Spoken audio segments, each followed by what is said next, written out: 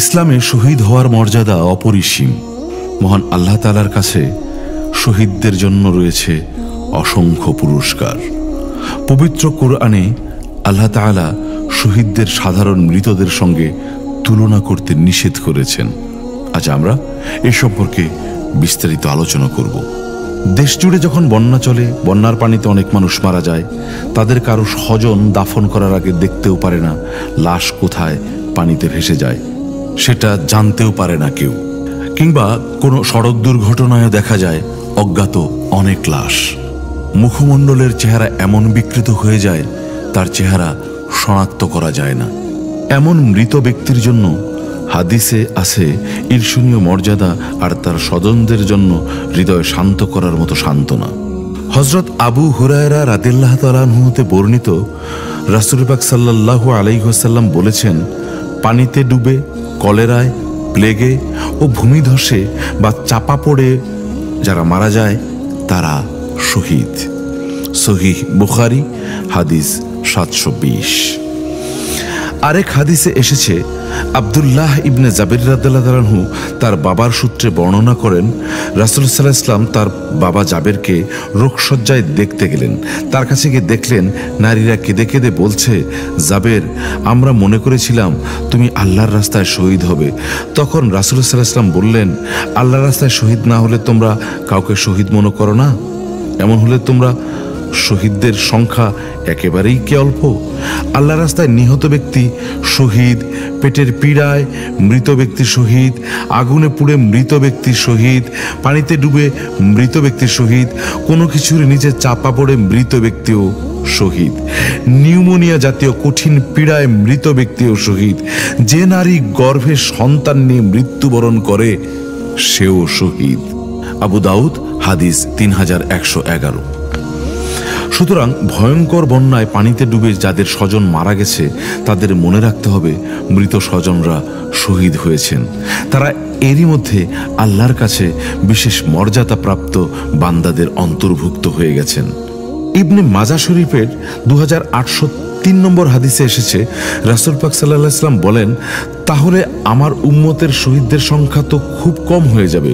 আল্লাহর পথে নিহত হলে শহীদ, মহামারীতে নিহত হলে শহীদ, যে নারী গর্ভাবস্থায় মারা যায় সে শহীদ, এবং পানিতে ডুবে, আগুনে পুড়ে ও ক্ষয় রোগে মৃত্যুবরণকারীও শহীদ।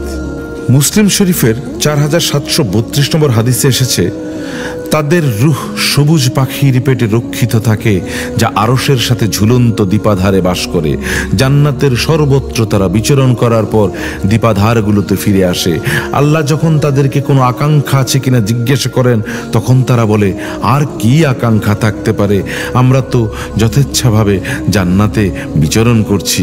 কোনো আকাঙ্ক্ষার কথা জানাতে না পেরে এক পর্যায়ে তারা মহান আল্লাহকে বলেন, আমাদের রূহগুলোকে আমাদের দেহসমূহে ফিরিয়ে দিন আর পুনরায় আপনারই পথে শহীদ হবার সৌভাগ্য অর্জন করতে সহায়তা করুন।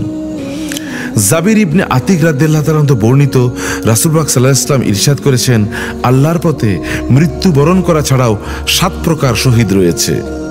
1. মহামারীতে মৃত্যুবরণকারী শহীদ। 2. পানিতে ডুবে মৃত্যুবরণকারী শহীদ। 3. শয্যাশায়ী অবস্থায় মৃত ব্যক্তি শহীদ। 4. পেটের রোগে মৃত্যুবরণকারী শহীদ। 5. অগ্নিদগ্ধ ব্যক্তি শহীদ। 6.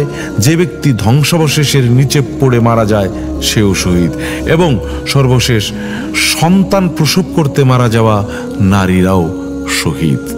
উল্লেখিত হাদিসের আলোকে সড়ক দুর্ঘটনায় মৃত ব্যক্তিরাও শহীদি মর্যাদা লাভ করবেন ইনশাআল্লাহ। তবে পূর্ব শর্ত হলো মুসলমান হতে হবে। ইসলামে ঈমান ছাড়া শহীদি মর্যাদা লাভ হয় না। উল্লেখ্য, বিধানগত শহীদের মর্যাদা পাবেন আরো অনেকে, যেমন কাফের, বিদ্রোহী বা ডাকাতের আক্রমণের আঘাতে নিহত ব্যক্তি। ইসলামী রাষ্ট্রের সীমানা রক্ষী ডিউটিকালীন যার স্বাভাবিক মৃত্যু হয়েছে তিনিও শহীদ। আল্লাহর পথে শাহাদত লাভের প্রার্থনাকারী কিন্তু স্বাভাবিক মৃত্যু তার সে বাসনা পূর্ণ করেনি, তিনিও শহীদ। জালিমের সঙ্গে অথবা নিজ পরিবার হেফাজতের লড়াইয়ে মৃত্যুবরণকারী ব্যক্তিও শহীদ। মজলুম রাজবন্দী, বন্দি দশায় যার মৃত্যুর কারণ, বিষাক্ত প্রাণীর দংশনে যার মৃত্যু হয়েছে, হিংস্র প্রাণী যাকে ছিঁড়ে ফেড়ে মেরে ফেলেছে, তারাও শহীদ। কুমারী অবস্থায় মৃত্যুবরণকারী নারী সেও শহীদ। প্রবাসে পরদেশে মৃত্যুবরণকারী ব্যক্তিও শহীদ। ইলমে দিন চর্চায় লিপ্ত অবস্থায় মৃত্যুবরণকারীও শহীদ।